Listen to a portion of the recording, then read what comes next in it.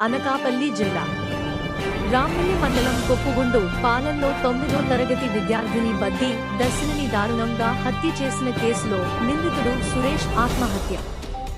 రామ్మిల్లి మండలం కొప్పుగుండు పాలెం శివారులో సురేష్ మృతదేహం గుర్తింపు. ఈ నెల 6వ తేదీన శనివారం 9వ తరగతి విద్యార్థిని దర్శినిని గొంతు కోసి చంపిన ప్రేమోన్మాది సురేష్ పాఠశాల నుంచి ఇంటికి వచ్చి స్నానం చేసి గదిలోకి వెళ్లిన దర్శిని సురేష్ కత్తితో నరికి చంపాడు. అప్పటి నుంచి నిందితుడి కోసం 14 పోలీసు బృందాలు రాష్ట్ర వ్యాప్తంగా గాలింపు చర్యలు చేపట్టాయి. ఇతని ఆచూకీ చెప్పిన వారికి 50,000 రూపాయల నగదు బహుమతిని పోలీసు వారు ప్రకటించారు. ఈ నేపథ్యంలో ఈ రోజు సురేష్ మృతదేహం గ్రామ శివారులో కనిపించింది. ఇతని మృతదేహం బాగా కుళ్లిపోవడంతో ఇతను ఆత్మహత్య ఎలా చేసుకున్నది తెలియరాలేదు. అయితే ఒంటి మీద ఎటువంటి గాయాలు లేవని పోలీసులు చెబుతున్నారు. మృతదేహాన్ని స్వాధీనం చేసుకుని శవ పరీక్ష కోసం అనకాపల్లి ప్రభుత్వాసుపత్రికి తరలించే ఏర్పాట్లు చేస్తున్నారు. విద్యార్థిని దర్శిని హత్య రాష్ట్ర వ్యాప్తంగా సంచలనం కలిగించింది.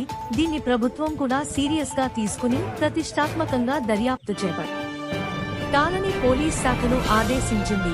ఈ కేసులో నిందితుడు తక్షణం పట్టుకోవాలని హోంశాఖ మంత్రి అనిత పోలీసులను ఆదేశించిన విషయం తెలిసిందే.